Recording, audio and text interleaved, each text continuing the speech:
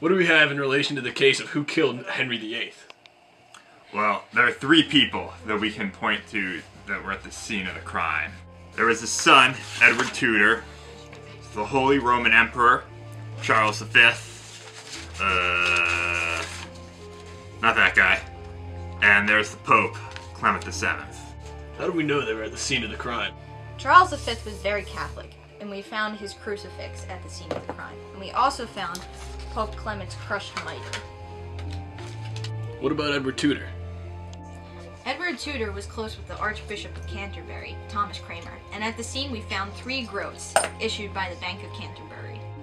Would any of them have any motives? Let's examine the evidence.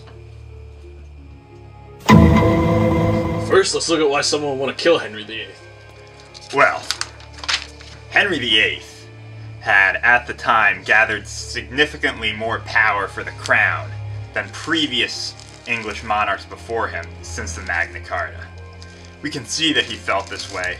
We found a torn up copy of the Magna Carta in his room. Now, around this time, Henry VIII had wanted a son, but he couldn't get that with his current wife, Catherine of Aragon. So he decided to get a divorce. But the Catholic Church was against divorces. So, using Henry's power which he had gathered, he decided he was going to split from the Catholic Church and found the Church of England. And the Catholic Church was not ready for this. Now let's look at the suspects. We can rule out Edward Tudor, because his father desperately wanted a son, so he had a privileged childhood, which would have made for a good relationship with his father. Furthermore, he was deeply Protestant, so he wasn't opposed to the separation from the church.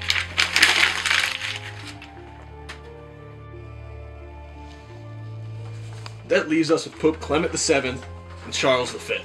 Pope Clement VII can be placed at the scene of the crime because his crushed mitre was found there, and Charles V can be placed because of his crucifix. There was also another crucifix found at the scene of the crime, which probably belonged to Pope Clement VII. We also have all of this evidence right here. But what does it mean? I've got it! Well, how did it happen? I think it happened something like this.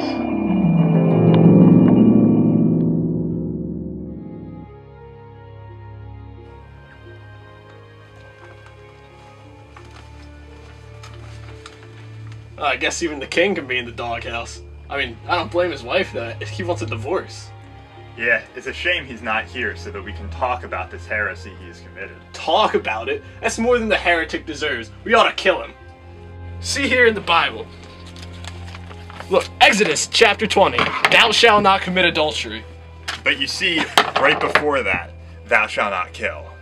It's too late, Clement. I've made up my mind. You see this man here, Charles? This is Erasmus. He spoke out against the church, but he still remained Catholic his entire life. I am not going to be a part of this.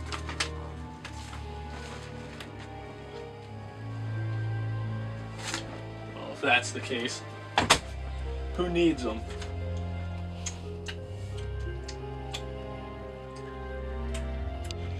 Well, Henry's gonna get fried.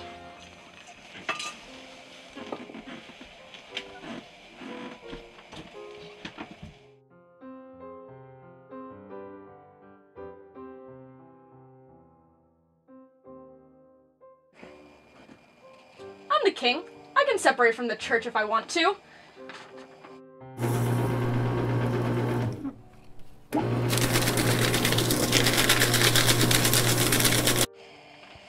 Aha! Ah! Oh. Ha! I am slain!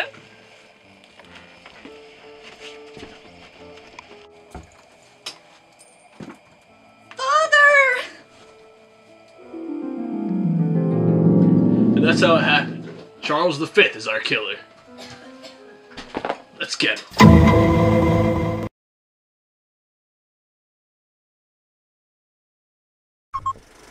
I want you to die. And she like put in like really nice handwriting. I would say in Catholic, despite his... Alright. See here.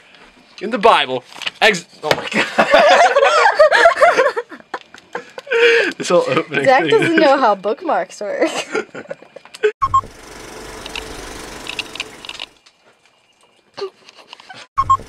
What happened?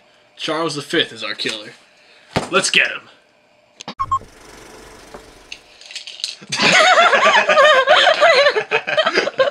Okay.